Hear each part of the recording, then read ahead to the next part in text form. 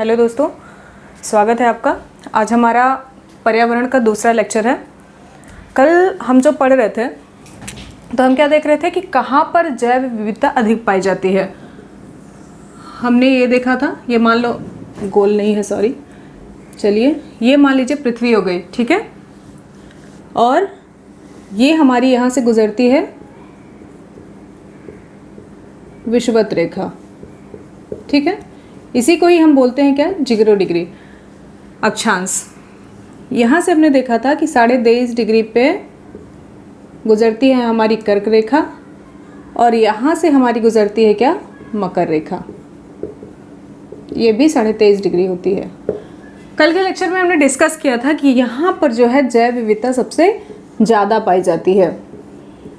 कारण क्या है, तो सूर्य जो होता है, सूर्य की हमेशा जो लंबवत किरणें होती हैं वो विषुवत रेखा पे हमेशा लंबवत पड़ती रहती हैं, ठीक है। जिससे क्या होता है, यहाँ पर ताप ज़्यादा होता है। ताप ज़्यादा होता है तो क्या होता है, यहाँ पर वर्षा भी ज़्यादा होती है। क्यों? क्योंकि ताप ज़्यादा होता है तो जो समुद्रों का पानी होता है वो भाप बनकर ऊपर उठता है और फिर बारिश होती है यहाँ पर ज़्यादा। तो यहाँ पर ताप ज़्यादा होता है इसलिए वर्षा भी ज़्यादा होती है, और वर्षा ज़्यादा होती है इसलिए यहाँ पर क्या होता है, हमारी जैव विविधता भी अधिक होती है, ठीक है। इतनी चीज़ें हमने समझी। मतलब जैव विविधता पर ताप और वर्षा का इफेक्ट पड़ता है। मतलब ताप और वर्षा जैव विविधता को प्रभावित कर सकते हैं। जहाँ पर ताप कम होगा वहाँ पर वर्षा कम होगी और वहाँ पर जैव विविधता हमारी कम होगी। इतनी चीज़ समझ में आई कि ताप और वर्षा हमारी जैव विविधता को प्रभावित करने वाले कारक हैं। जहाँ पर ताप ज़्यादा होगा वहाँ वर्षा ज़्यादा होगी और जहाँ वर्षा ज़्यादा होगी वहाँ पर जैव विविधता ज़्यादा होगी। क्यों? क्योंकि जहाँ पर वर्षा होती है वहाँ पर पेड़ पौधे अच्छे उगते हैं और जहाँ पर पेड़ पौधे रहते हैं वहाँ पर विभिन्न प्रकार की प्रजातियाँ डेवलप होती हैं, इसलिए वहाँ पर क्या होता है, जैव विविधता ज़्यादा होती है। इतनी चीज़ आपको समझ में आ गई। आज जो हमारा मेन टॉपिक है वो हम यही देखने वाले हैं कि अत्यधिक जैव विविधता वाले क्षेत्र जो हैं वो कौन कौन से हैं, ठीक है। तो ये चीज़ हो गई आपकी, इतना क्लियर हो गया आपका। अब अगर आपने वर्ल्ड ज्योग्राफी पढ़ी होगी तो आपको ये पता होगा कि किन किन देशों से हमारी विषुवत रेखा होकर गुजरती है, ठीक है।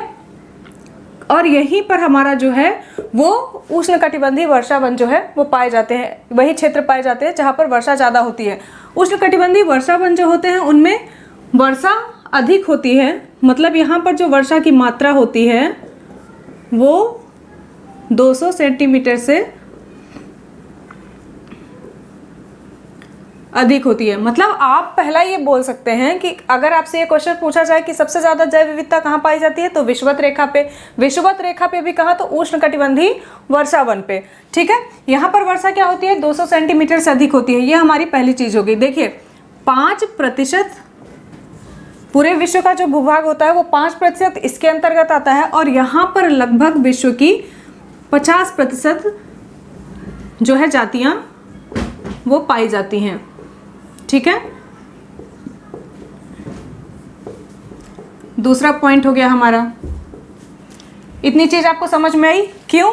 देखिए ताप ज़्यादा होता है, वर्षा ज़्यादा होती है तो यहाँ पर पेड़ पौधे भी ज़्यादा उगते हैं। पेड़ पौधे ज़्यादा उगते हैं इसलिए यहाँ पर क्या होती हैं, जातियाँ जो होती हैं वो विभिन्न प्रकार की जातियाँ पाई जाती हैं। क्यों पाई जाती हैं? क्योंकि जो इनका फूड चेन होता है, जो इनका पोषण आहार की श्रृंखला होती है वो यहाँ पे ज़्यादा होती है, ठीक है। इतनी बात आपको दूसरी समझ में आ गई। अब तीसरा आप इसमें एक फैक्ट लिख लीजिए कि जो अमेजन नदी है,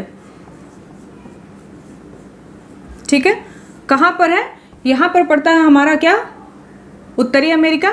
उत्तरी अमेरिका से गुजरती है और यहाँ पर उत्तरी अमेरिका पे, यहाँ पे अमेजन नदी का मुहाना है, ये पूरे उत्तरी अमेरिका में बहती है, ठीक है। तो अमेजन उत्तरी अमेरिका, और उत्तरी अमेरिका में भी एक देश है ब्राज़ील,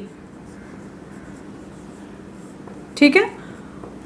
यहाँ पर जो है नदियों में भी, और यहाँ पर जो सर्वाधिक हमारी जैव विविधता होती है वो पाई जाती है नदियों में। यहाँ के वनों को क्या बोला जाता है, लिख लीजिए, शायद एक फैक्ट के हिसाब से आपसे पूछ ले। तो यहाँ के जो वन पाए जाते हैं, अभी आपने कुछ दिन पहले सुना होगा कि अमेजन के जंगलों में आग लगी हुई थी, ठीक है, तो वो वही है। तो यहाँ के वन जो हैं वो पाए जाते हैं, उनको क्या बोलते हैं हम, सेलवास बोलते हैं, ठीक है, सेलवास वन। इतना आपको समझ में आ गया कि उष्णकटिबंधीय वर्षा वन पे हमारी जो है जैव विविधता वो सर्वाधिक पाई जाती है। क्यों? रीजन आपने देख लिया। जो भी देश विषुवत रेखा पे, जिससे भी विषुवत रेखा होकर गुजरती है, आप लोग एक बार मैप में जाइएगा और देखिएगा, ठीक है। तो जिन भी देशों से विषुवत रेखा होकर गुजरती है वहां पर जैव विविधता अधिक पाई जाती है। सर्वाधिक जैव विविधता कहाँ पाई जाती है? अमेजन के जंगलों में, आपने देखा ही है। तो अमेजन नदी वहां पर बहती है, कहाँ है ये? उत्तरी अमेरिका के ब्राजील में, ठीक है। यहाँ के जो वन पाए जाते हैं उन्हें हम क्या कहते हैं? सिलवास वन कहते हैं। इतनी चीजें आपकी क्लियर हो गई होंगी, ठीक है। अब हम दूसरा, आप इसको पहले एक बार लिख लीजिए, सॉरी,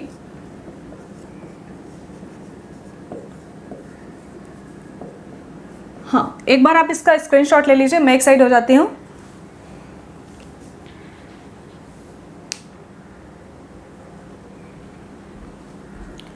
आप लोगों ने स्क्रीनशॉट ले लिया होगा, ठीक है। अब हम दूसरी चीज देखते हैं। अभी हम क्या पढ़ रहे हैं कि कहाँ पर अत्यधिक जैव विविधता पाई जाती है, अत्यधिक जैव विविधता वाले क्षेत्र कौन से होते हैं, ठीक है। क्योंकि क्या होता है, कभी कभी आपको सर्वाधिक जैव विविधता पाई जाती है ऐसे करके 4 ऑप्शंस दे दिए जाते हैं और उनमें से एक ऑप्शन पे आपको टिक लगाना होता है। तो आपको पता होना चाहिए कि कौन सा ऑप्शन है, उसमें जो 4 ऑप्शन होंगे उनमें से कौन से में सबसे ज़्यादा पाई जाती है। तो जब आपको सारी चीज़ें क्लियर होंगी तो आप वहाँ पे ऑप्शंस पे टिक कर पाओगे, ठीक है। दूसरा हम देते हैं प्रवाल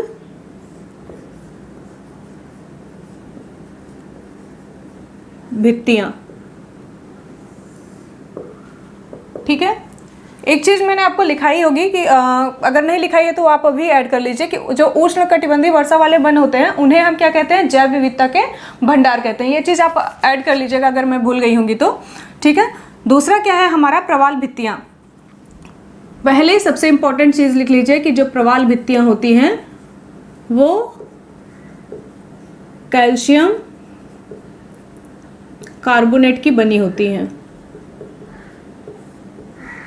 एकदम अच्छे से याद रखिएगा, बहुत ज़्यादा पूछा जाने वाला प्रश्न है कि प्रवाल भित्तियां किसकी बनी होती है? तो कैल्शियम कार्बोनेट या चूने का जो पत्थर होता है उससे बनी होती है। प्रवाल भित्तियां होती क्या हैं?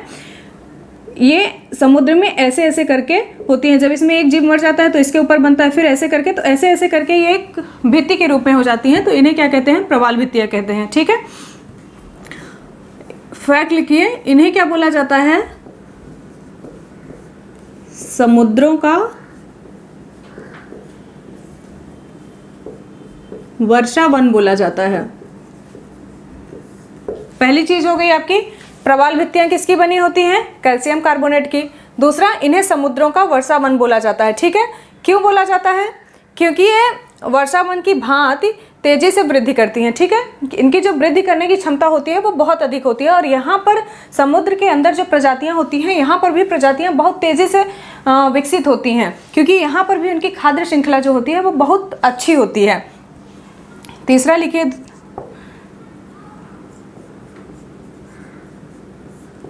विश्व की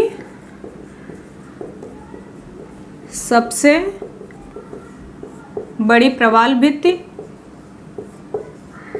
कहाँ पाई जाती है? ऑस्ट्रेलिया,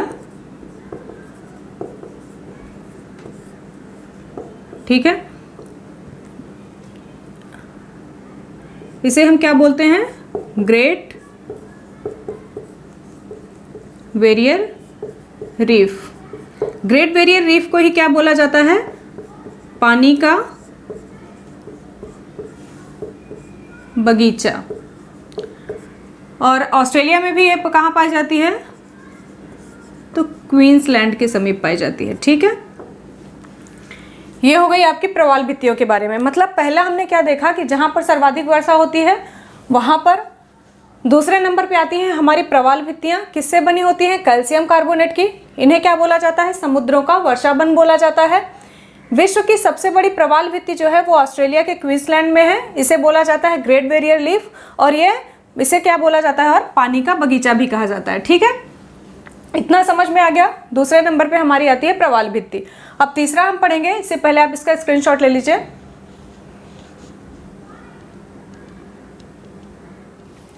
ठीक है, आगे हम देखने वाले हैं क्या?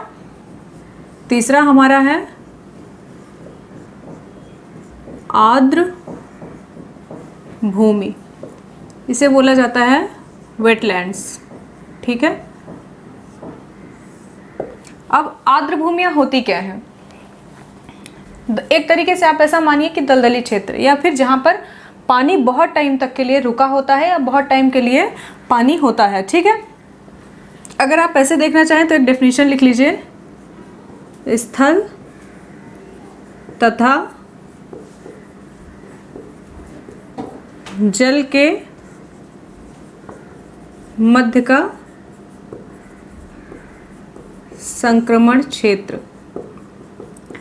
वेटलैंड्स जो है बहुत ही इंपॉर्टेंट होती हैं और ये जैव विविधता की दृष्टि से भी बहुत महत्वपूर्ण होती हैं। ठीक है, यहाँ पर जो जैव विविधता होती है वो भी बहुत ज़्यादा पाई जाती है। इसमें आते हैं कच्छ, ठीक है, जो हमारे मैंग्रोव वन होते हैं, वो झील होती हैं, जो मानव निर्मित झील होती हैं वो भी पाई जाती हैं। लेकिन सबसे ज़्यादा इसमें जो पाया जाता है वो कच्छ और मैंग्रोव वन जो होते हैं उनमें सबसे ज़्यादा विविधता पाई जाती है। मैंग्रोव ये सब होता कहाँ है कि मान लीजिए यहाँ पे नदी है और यहाँ समुद्र, नदी आके समुद्र पे मिलती है तो क्या बनाती है, एक डेल्टा या तलछट टाइप का जो बना देती है ना, उसे वहीं पर क्या होता है, ये मैंग्रोव वन पाए जाते हैं। जहाँ पर खारे और मीठे पानी का मिश्रण होता है वहाँ पर मैंग्रोव वन सबसे ज़्यादा उगते हैं। तो जहाँ पर नदियाँ समुद्र से मिलती हैं वहाँ पर एक तलछट जैसा बन जाता है, एक दलदली एरिया बन जाता है, वहीं पर क्या होता है, मैंग्रोव वन हमारे उगते हैं। इतना समझ में आ गया? ये सब सारी चीज़ें आपने ज्योग्राफी में पढ़ी होगी, मैं फिर भी आपको समझा रही हूँ थोड़ा बहुत। ठीक है, झील हो गई, नदियाँ हो गई, ये सब किस में आते हैं, हमारे वेटलैंड्स में आते हैं। ठीक है, वेटलैंड्स को क्या बोला जाता है, इन्हें बायोलॉजिकल सुपरमार्केट बोला जाता है। ऐसे का ऐसा आपसे पूछा जा सकता है कि बायोलॉजिकल सुपरमार्केट किसे बोला जाता है, तो इसलिए ये फैक्ट्स हैं और इम्पॉर्टेंट फैक्ट्स हैं, इन्हें आप जरूर याद रखिएगा। ठीक है, इसे क्या बोला जाता है, बायोलॉजिकल सुपरमार्केट। क्यों इन्हें बायोलॉजिकल सुपरमार्केट क्यों बोला जाता है, क्योंकि यहाँ पर जो खाद्य श्रृंखला होती है, ठीक है, जो हमारी फूड चेन होती है वो बहुत ही ज़्यादा मजबूत होती है। यहाँ पर जीव जंतुओं को जो खाने पीने, जैसे एक जीव दूसरे जीव को खाता है, दूसरा तीसरे को खाता है, तो यहाँ पर जो हमारी खाद्य श्रृंखला होती है, फूड चेन होती है, वो सबसे ज़्यादा मजबूत होती है। इसीलिए इसे हम क्या कहते हैं, बायोलॉजिकल सुपरमार्केट बोला जाता है। ठीक है, किसे बोला जाता है, जो हमारी वेटलैंड्स होती हैं।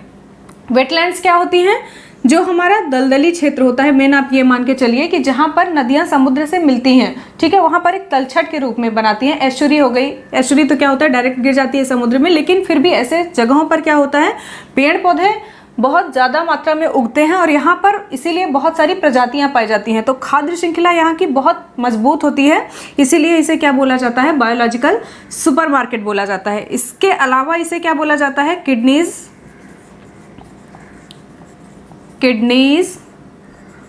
Of the landscape.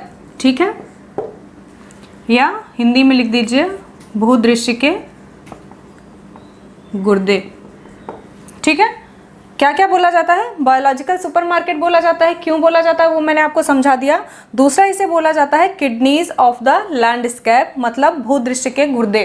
क्यों बोला जाता है, क्योंकि यहाँ पर क्या होता है, जो पानी होता है वो छनता है। किडनी का हमारे शरीर पे काम क्या होता है, पानी को छानने का काम होता है। इसी तरीके से ये क्या करता है, नदियाँ जो भी गंदगी बहा के लाती हैं उनको ये क्या करता है, साफ करने का काम करता है। इसीलिए इसे हम बोलते हैं किडनीज ऑफ द लैंडस्केप। ठीक है, भूदृश्य के गुर्दे। इतना समझ में आ गया कि आर्द्र भूमियाँ क्या होती हैं, वेटलैंड्स होती क्या हैं। ठीक है, जहाँ पर जल और थल का संक्रमण क्षेत्र होता है उसे हम आर्द्र भूमियाँ रखते हैं। कच्छ हो गया, मैंग्रोव हो गया, हमारी मानव निर्मित झील हो गई, नदियाँ हो गई, ये सब इसमें आते हैं वेटलैंड्स में। ठीक है, इन्हें क्या बोला जाता है, बायोलॉजिकल सुपरमार्केट, क्योंकि यहाँ पर जो खाद्य श्रृंखला होती है वो बहुत ही मजबूत होती है। इसे बोला जाता है किडनीज ऑफ द लैंडस्केप, भूदृश्य के गुर्दे। इतना समझ में आ गया आपको।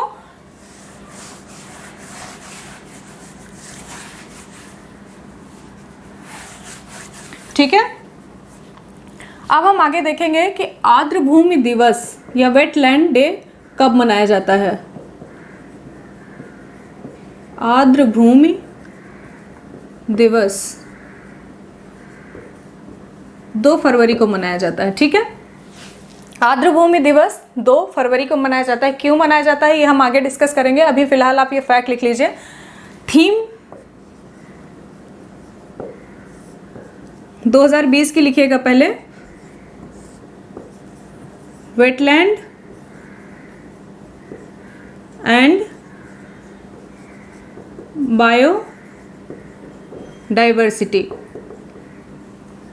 ठीक है, ये हो गई हमारी 2020 की, मतलब आर्द्र भूमियाँ और हमारी जैव विविधता।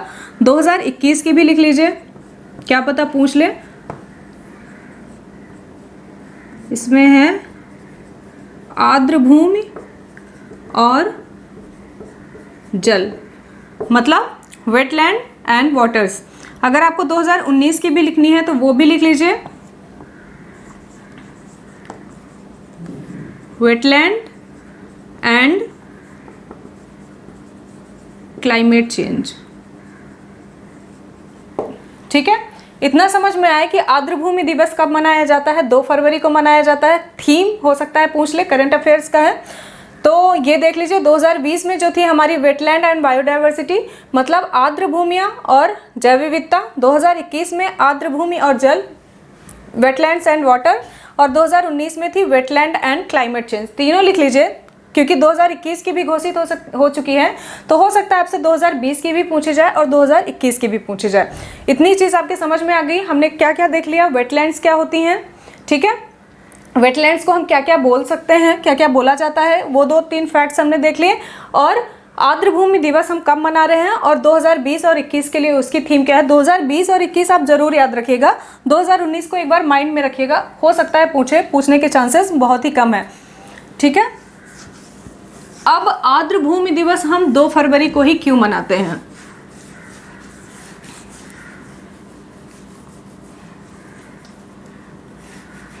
ये है, तो देखिए, एक हुआ था वेटलैंड्स के रिगार्डिंग रामसर समझौता।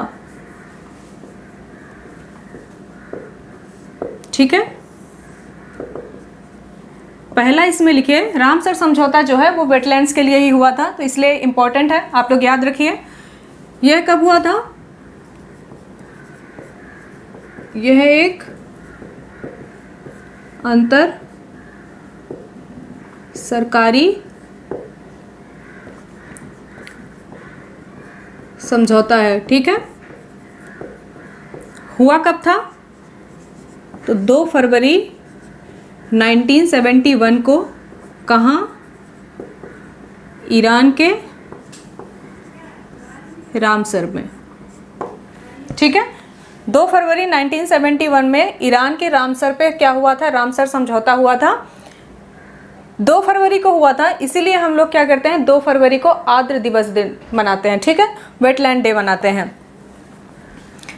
इसमें इसको जो मंजूरी मिली थी वो 1975 में मिली थी। ठीक है, और उसके बाद 1982 में इस प्रस्ताव पर हस्ताक्षर किए गए थे। ये प्रस्ताव पारित हुआ 1975 में, और 1982 पे इसमें क्या हुए, हस्ताक्षर किए गए थे। इतना याद हो गया। 2 फरवरी 1971 में ईरान के रामसर में एक रामसर समझौता हुआ था। यह एक अंतर सरकारी समझौता होता है। 1975 में इस प्रस्ताव को मंजूरी मिली, और 1982 पे इसमें सबने क्या किया था, सिग्नेचर किए थे।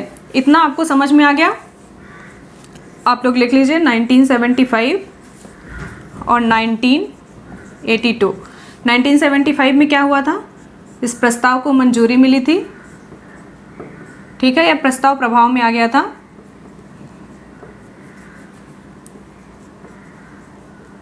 और 1982 पे क्या हुआ था, इसमें हस्ताक्षर किए गए थे। ठीक है, इसका आप स्क्रीनशॉट ले लीजिए।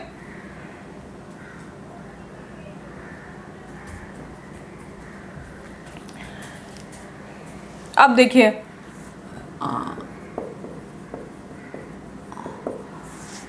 इतना आपको क्लियर हो गया होगा। ठीक है, अब हम देखते हैं 2019 से पहले। 2019 से पहले इंडिया में 26 साइट्स थी जो कि इसके अंदर में आती थी। 2019 से पहले की बात है। ठीक है, से पहले 2019 में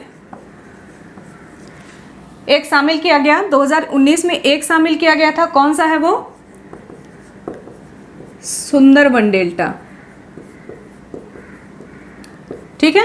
2019 में सुंदरबन डेल्टा को भी शामिल कर लिया गया। अब हम आते हैं 2020 में। 2020 में 10 नई साइट्स आ गई, इसमें 10 नए स्थल जोड़ दिए गए। तो 25 था, 26 था, 27 हो गया और 10 आ गए तो 37। मतलब वर्तमान में कितने हैं? 37 है। 10 2020 में जोड़े गए हैं। एक सुंदरबन डेल्टा जो है वो 2019 में जोड़ा गया था और उसके पहले जो है वो 26 स्थल जो हैं वो रामसर समझौते में आते थे, जो कि रामसर समझौते के से उसमें शामिल हैं। ठीक है, इतना आपको क्लियर हो गया। 2019 से पहले आप लिख लीजिए। आप लोग नोट साथ में ही बनाते रहिएगा, ठीक है। 2019 से पहले 26, उसके बाद एक जुड़ा सुंदरबन डेल्टा और 2020 में 10 नई साइट्स आ गई, 37। ठीक है, इतना आपको समझ में आ गया। अभी तक टोटल कितनी है? 37। अब ये आपको मैप दिख रहा है। मैप में 37 तो यहाँ पे दिखाना पॉसिबल नहीं था। मैं आपको एक साथ में मैप दिखाऊंगी जिसमें 37 की 37 है। मैंने इसमें सिर्फ कुछ इंपॉर्टेंट दिखाई हैं जो कि कुछ कुछ एग्ज़ाम में मुझे मिली हैं, कुछ कुछ एग्ज़ाम में मैंने देखा है कि ये सारी साइट्स आई हुई हैं। तो इनको आप याद रखिएगा अच्छे से, ठीक है। बाकी का मैप मैं इसके बाजू में लगा रही हूँ, वो आप एक मिनट रुकाइएगा और उसे देख लीजिएगा। तो सबसे पहले जो अभी शामिल की गई हैं 2020 में, उनको मैंने ब्लू कलर से दिखाया है, ठीक है। 10 साइट्स को, उनको आप अच्छे से याद रखिएगा क्योंकि हो सकता है पूछ ले आपसे 10 में से 10 को। तो पहली आप देखिए नासिक में है, ठीक है। नंदूर मधमेश्वर कहाँ है? महाराष्ट्र के नासिक में है, ठीक है। पंजाब में हमारी 3 है, ब्यास संरक्षण रिवर्स, नागल और केशवपुर मियामी। 3 पंजाब में हो गई, एक कहाँ हो गई? हमारी नासिक में। यहाँ कौन सा है? ब्यास संरक्षण रिजर्व, नागल, केशवपुर मियामी। 3 हो गई हमारी पंजाब में। यूपी में 6 हैं, ठीक है। कौन कौन सी है? नवाबगंज, पार्वती, समान, समसपुर, सांडी, सरसई और सरसई नवार। कितनी हो गई? 6 हो गई। कौन कौन सी? नवाबगंज, पार्वती, समान, समसपुर, सांडी, सरसई और सरसई जो है वो नवार में है, ठीक है। इतनी आपकी 6 कहाँ हो गई? यूपी में। यूपी में एक पहले से थी, क्या नाम था उसका? ऊपरी गंगा। मैंने इसको लिखा नहीं है, ऊपरी गंगा यहाँ पर एक पहले से थी, ठीक है। एक है भोपाल में, याद रखिएगा, हो सकता है पूछ ले, भोज आर्द्र भूमि। केरल में खस्टमकोट्टा, अष्टमुडी और बेम्बनाड। बेम्बनाड को याद रखिएगा, बेम्बनाड जो है वो सबसे बड़ी वेटलैंड है, ठीक है। तो सबसे छोटी कौन है? सबसे छोटी है रेणुका, ठीक है, उत्तराखंड में है। सबसे छोटी उत्तराखंड में रेणुका, सबसे बड़ी बेम्बनाड, सबसे बड़ी वेटलैंड केरल में है बेम्बनाड। इतना आपको याद हो गया, ठीक है। अब केरल से हम इधर आ जाते हैं आंध्रा में। तो ये कोल्लेरू झील है। उड़ीसा में 2 हैं, चिल्का और भितरकनिका। ये अभी किसी एग्जाम में पूछा गया था, भितरकनिका वेटलैंड किधर है? तो याद रखिएगा उड़ीसा में है, ठीक है। यहाँ पर बंगाल में पूर्वी कोलकाता है और ये सुंदरबन जो अभी हमारा 2019 में ऐड हुआ है। ये रुद्र सागर है, ठीक है।